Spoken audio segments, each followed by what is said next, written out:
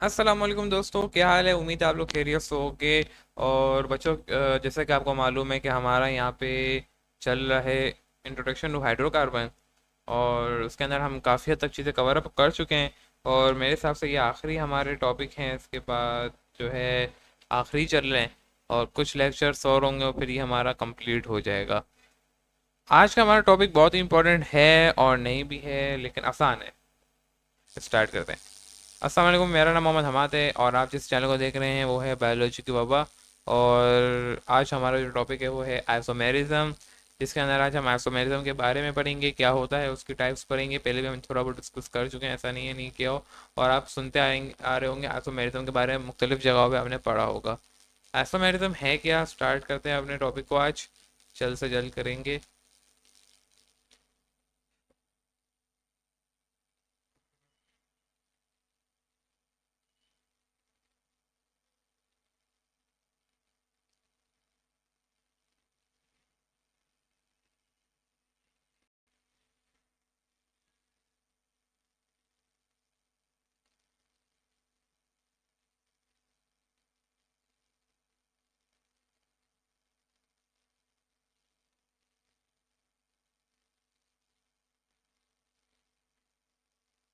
Basically एस्ट्रोमेरिज्म है क्या। Math एस्ट्रोमेरिज्म के अंदर होता क्या है, जिसके अंदर आपके पास सबसे पहली कहानी ये बताई जाती है, मॉलिक्यूलर फार्मूला आपका सेम होगा। हम पहले भी जब नोमेनकल्चर कर रहे थे तो आपको मालूम है कि ना फार्मूला सेम निकल रहे थे, लेकिन स्ट्रक्चर चेंज हो रहे थे, जिसकी बुनियाद पे हमने क्या आयुपैक नेमिंग स्टार्ट कर दी थी। अगर देखा जाए कॉमन नेम इतने सारे आ रहे थे, स्ट्रक्चर सेम होने कॉमन नेम बहुत ताशा थे। और क्या था कि हमने इसकी बुनियाद पे क्या किया था, स्ट्रक्चर डिफरेंट हो रहे थे, कॉमन नेम बहुत सारे आ रहे थे। हमने क्या किया, फिर हमने जो है आईयूपीएसी नेमिंग स्टार्ट कर दी इंटरनेशनल लेवल पे। तो इसी वजह से एक्सोमेरिज्म के अंदर यही दिखाने की कोशिश की गई है कि आईयूपीएसी नेमिंग की ज़रूरत क्यों पड़ी। इसके अंदर भी यही बताया गया है कि कॉमन नेम जो है मुख्तलिफ होते जा रहे थे और स्ट्रक्चर यानी जो है सेम रह रहे थे, मतलब स्ट्रक्चर इंक्रीज होता था, कॉमन नेम सेम निकलता था कितनों का। तो इसी वजह से एक्सोमेरिज्म की ज़रूरत यहाँ से पता चला कि आईयूपीएसी नेमिंग देनी चाहिए। Isomerism is play important role in IUPAC naming. अब इसके अंदर दूसरा क्या बताया जाए, कहना आपके पास जो है स्ट्रक्चर डिफरेंट हो जाता है, जिसकी वजह से यूनिक प्रॉपर्टी बढ़ जाएगी इन दोनों की वजह से। तो स्ट्रक्चर क्या होगा,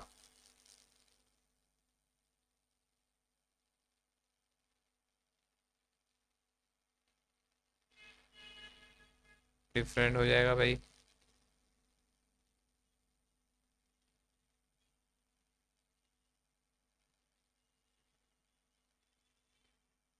जब आपने इन दो के बारे में पढ़ लिया तो अब असल कहानी आती है इन दो के, इसकी वजह से आपकी जो है प्रॉपर्टी भी चेंज हो जाएगी, केमिकल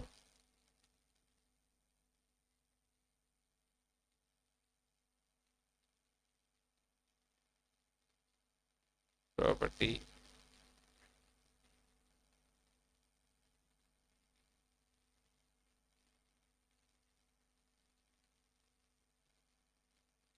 चेंज।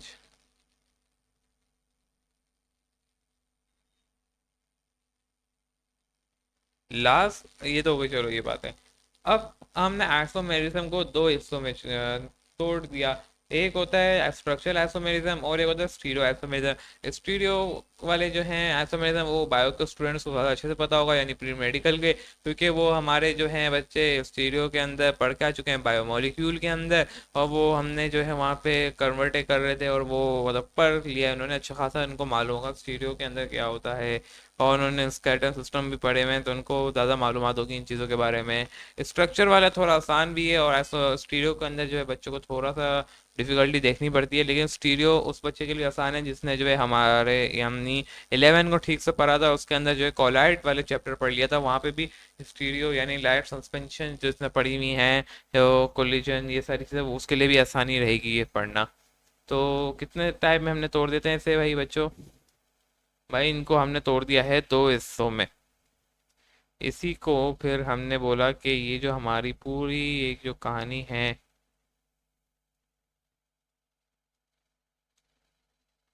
ये दो हिस्सों में बटी हुई है।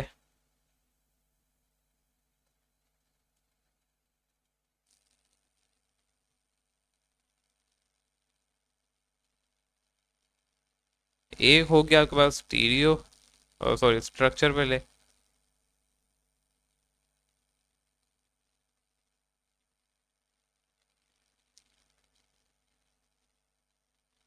दूसरा आ गया आपके पास स्टीरियो।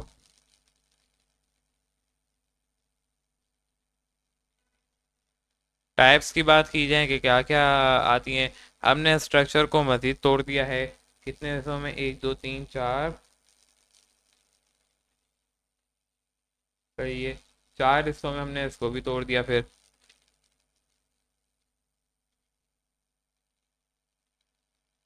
चेन बेस होगा, एक पोजीशन बेस होगा, एक होगा आपके पास फंक्शनल बेस, और एक होगा मेटामेरिज्म यानी अल्काइल बेस। एक होगा चेन बेस। अब ये क्या है इन्हें हम डिटेल में अभी देखेंगे अच्छे से। पोजीशन बेस होगा एक,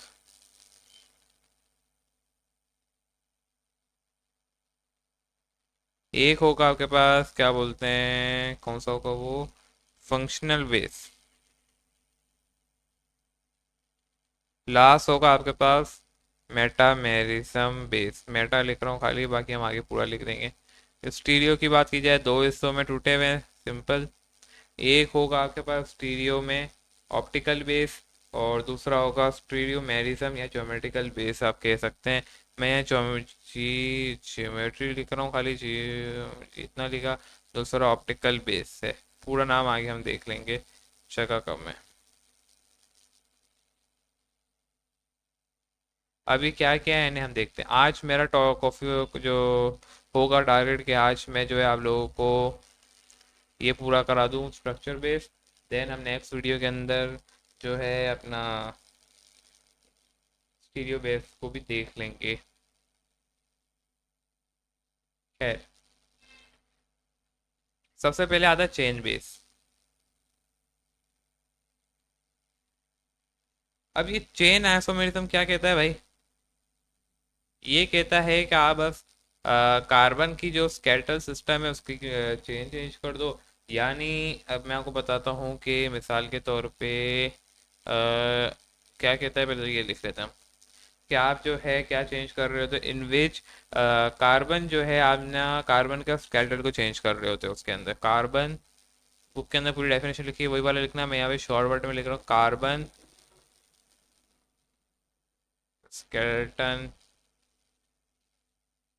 चेंज। अब ये कैसे होता है, बेहद ही आसान है, हम कर चुके हैं। नॉमेनकल्चर में भी क्या, इसमें भी हमने शुरू में किया है, कोई इतनी लॉजिक लॉजिक नहीं है। मैं यहाँ पे एग्जांपल ले लेता हूँ अपने लिए, C4H10। अब देखो, आपको मालूम है, हम पढ़ चुके हैं कि ये CH4, एक तो आप सीधा सीधा भी इसे लिख सकते हो, ये मैंने C बनाया, अभी मैं H नहीं डाल रहा, सही है, आप डाल देना खुद। ये चार आ गए। अब मैं चाहूँ तो इसी को इस तरीके से बना सकता था, एक, ये दो, ये ऊपर एक ले गया, ये हो गए चार। इस तरीके से भी आपका ये क्या है, बन गया। एक यहाँ ऊपर सी है, सही है ना, ये चार बन गए। इसी तरीके से आपने चेंज चेंज कर दिया, यानी एक ऊपर ले गए। पहले ये एन था, अब ये क्या हो गया, नियो हो गया, नहीं सॉरी आइसो हो गया। अब ये चार वाले को कहते हैं, आपको मालूम ब्यूटेन कहते हैं, तो ये क्या बन गया, पहले एन ब्यूटेन था, अब आइसो ब्यूटेन हो गया। कॉमन नेम चेंज हो गया, लेकिन फार्मूला क्या था, सेम था। ये बताने का मकसद है, बेताज फार्मूला होते हैं लेकिन उसमें कॉमन नेम भी अक्सर फेल हो जाते हैं, और कॉमन नेम इसी वजह से सेम भी आ रहे होते हैं अक्सर। अभी तो यहाँ पे आपको नहीं लगा होगा, लेकिन जब आप प्रैक्टिस करेंगे, हम करवाएंगे उसकी, तो आपको मालूम हो जाएगा। अगली आती है, मैंने बताया था, अगला जो है हमारे पास वो है आपके पास पोजीशन। आप पोजीशन चेंज कर दो, किसी चीज़ की भी, कोई भी फंक्शन ग्रुप है, आप जो है उसको क्या बोलते हैं, उसके अंदर चेंज कर दो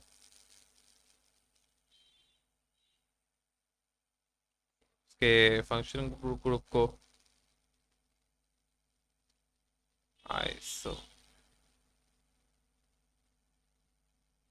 ये आसान चीज़ है, इस पे ज़्यादा टाइम नहीं लगाएंगे हम, जल्दी जल्दी करेंगे इन्हें। यहाँ पे मैं ले लेता हूँ वही एग्जांपल, मैं ले लेता हूँ आपके पास C4H10 लिया था, इस दफ़ा 8 ले रहा हूँ मैं। ठीक है, अब यहाँ पे मैं ले लेता हूँ एक, ये दो, तीन, ये चार। मैं चाहूँ तो डबल बॉन्ड यहाँ पे भी लगा सकता हूँ।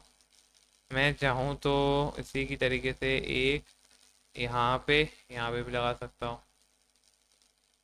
अप टू यू है। नेक्स्ट जो आता है वो आता है अगर फंक्शन ग्रुप भाई। ये आसान चीज़ है भाई। डबल बॉन्ड यूज कर दो, आपने पोजीशन बतानी होती है, आपको मालूम होगा। इसी तरीके से एक और एग्जांपल पहले सी करते हैं हम। आप जो है क्लोरो की डायरेक्शन, आप कोई भी सब्स्टिट्यूएंट की भी जो है चेंज कर सकते हो। मिसाल के तौर पे यहाँ पे एक दी हुई है, उसी को मैं बताता हूँ। कहाँ गया? यही है। नहीं, ये ग्रीन वाला चाहिए। ये देखो, यहाँ पे करके देते हैं आपको। C3 है, मैं 4 ले रहा हूँ। H7 हो गया। और आपके पास नहीं, ये कितना हो जाएगा भाई? मैं 10 ले रहा हूँ। फिर 10।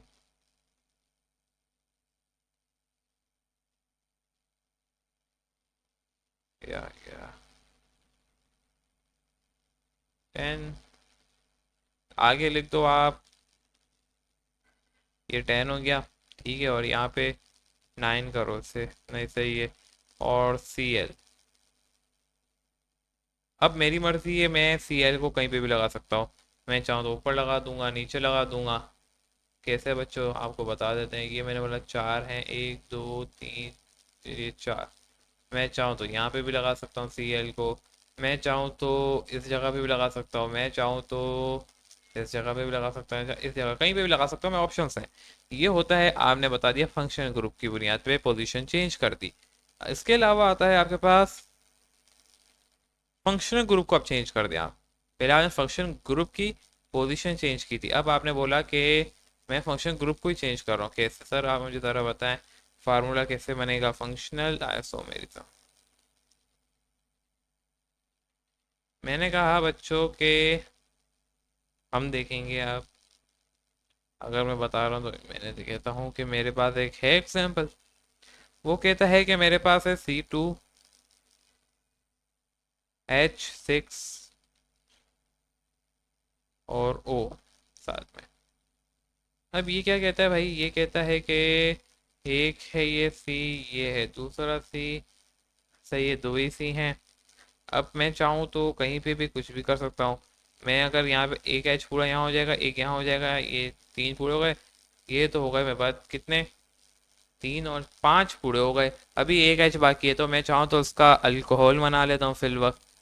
ओ एक था, एक ओ लगा दिया और ये बन गया OH। इसी तरीके से मैं चाहूँ तो उसको मैं ईथर में भी कन्वर्ट कर सकता हूँ। मैं चाहता तो यहाँ पे भी 3 बराबर कर देता, बीच में ओ लगा देता। अब कैसे सर? ये देखो, ये आया, यहाँ पे ओ आया, फिर आगे आ गया OC। इसी से ऊपर एक एच, यहाँ पे एच, ये भी पूरा हो गया 3, यहाँ पे भी 6 एच पूरे कर दिए मैंने। अब बताओ क्या करोगे?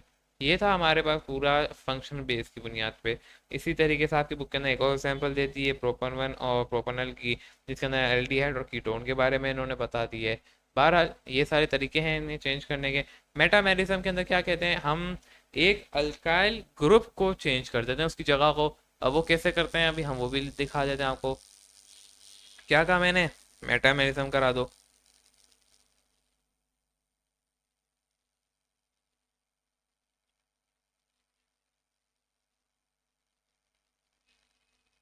इसके अंदर क्या कहते हैं भाई? इसके अंदर कहा जाता है कि आपने क्या है, अल्काइल ग्रुप को चेंज करना होता है। बुक के अंदर प्रॉपर डेफिनेशन लिखी हुई है, मैं आपको यहाँ समझाने आया हूँ कि ये हो कैसे रहा होता है। मिसाल के तौर पे हम ले लेते हैं यहाँ पे एक एग्जाम्पल। C4 ले लेता हूँ मैं यहाँ पे। बुक के अंदर देख लेना, शायद यही वाली एग्जाम्पल होगी, पता नहीं कोई और है। एक बार चेक कर लेना। और यहाँ पे ओ लगा दिया। अब मेरे पास इसके दो पॉसिबल स्ट्रेट बन रहे हैं भाई। कैसे सर? एक मैं करता हूँ, ये CH3 कर दिया मैंने, सही है। आगे ओ रखा मैंने, और मैंने इसको कर दिया CH। और 3 H निकाल दो, 10 में 7 बनते हैं थी। और यहाँ पे मैंने 3 लगा दिया, C3। ये तो हो गया एक तरीका, सही है ना? मैंने यहाँ पे एक अकाइल ग्रुप रखा, यहाँ 3 अकाइल ग्रुप रखे। मैं चाहता तो यूं भी कर सकता हूँ भाई, मेरे पास रिस्ट्रिक्शन ही नहीं है भाई। देखो, सिंपल हो गया। मैंने बोला मैं यहाँ CH, ये C2, और इसमें से मजीद 3 निकाले। कितने लग जाएंगे भाई? छः नहीं, क्या बनेगा हिसाब? ये बनेगा आई थिंक C2 5 आएंगे, सही है, 5, हाँ 5 और O लगाया। यहाँ पे भी मैंने क्या किया, C2H5 कर दिया। ये था हमारे पास मेटामेरिज्म का तरीका। मतलब मैंने क्या किया, एक अल्काइल ग्रुप को शिफ्टिंग कर दी। पहले एक 3 थे एक जगह, अब मैंने वहां से एक उसको बोला एक अल्काइल ग्रुप यहाँ पे आके लगा दो। एक तरीके से जब देखा जाए तो ये भी हमने पोजीशन चेंज की है, लेकिन किसी की अल्काइल ग्रुप की चेंज की है। हम ऊपर पोजीशन मेरिज्म कह रहे थे कि हम चेंज करेंगे फंक्शन ग्रुप की, अब यहाँ पे हम अल्काइल ग्रुप को चेंज कर देते हैं। तो ये थे कुछ। अब एक और टॉपिक है, यहीं पे मैं कवर अप करूंगा अपने इसी अंदर, वैसे तो इसका कोई ताल्लुक नहीं है आने वाले 2 टॉपिक से, लेकिन यहाँ पे आपकी बुक के अंदर डाल दिया हुआ है तो मैं इसको डाल देता हूँ कि आपके पास आता है chiral centre. Chiral centre bio के स्टूडेंट तो अच्छा से पढ़ा हुआ कि कायरल सेंटर कहते किसे हैं, आप यहीं पे समझ लें, मैं जगह भी नहीं है लिखने की। कायरल सेंटर होता क्या है बच्चों? कायरल सेंटर हम उससे कहते हैं, बायो के बच्चों से पूछोगे वो अच्छे से बता देंगे। हमने कार्बन के अंदर 4 डिफरेंट फंक्शन ग्रुप लगाने। कार्बन के बाद 4 जगह होती हैं, 4 बॉन्ड वो बना सकता है, हमने हर जगह अलग लगा दिया। सही है, मिसाल के तौर पे अगर देखी जाए कार्बन की एग्जाम्पल क्या होगी, ये एक सी है, सही है, मैंने चारों जगह पे अलग अलग लगा देने हैं फंक्शन ग्रुप। एक जगह मैं चाहता हूँ मैं लगा देता हूँ NH3 भाई, सही हो गया। एक जगह मैं लगा देता हूँ कार्बोक्सिलिक एसिड। एक जगह मैं लगा लेता हूँ आपके पास Cl या कुछ भी लगा देता हूँ भाई। एक जगह मैं लगा देता हूँ आपके पास CH3 लगा देता हूँ। एक नीचे में Cl भी लगा सकता हूँ, कुछ भी लगा सकता हूँ, H को भी डायरेक्ट रख सकता हूँ। मैंने 4 अलग अलग लगा दी है। ये होती है हमारे पास कायरल एटम की एग्जांपल। मैं चाहता तो यहाँ पे OH भी लगा सकता था, अल्कोहल लगा देता, यहाँ पे मैं चाहता तो कीटोन लगा देता, एल्डिहाइड लगा देता, वॉट एवर, ये आपके ऊपर होता है। तो इसे कहते हैं हम कायरल एटम। और कार्बन की प्रॉपर्टी है कि वो कायरलिटी रखता है। ये था। नेक्स्ट टॉपिक हमारा क्या है, मैंने बोला स्टीरियो को कवर अप करेंगे। तो मिलते हैं एक नेक्स्ट वीडियो के अंदर, जब तक के लिए मुझे दीजिए इजाज़त। मेरा नाम है अहमद, अल्लाह हाफिज़।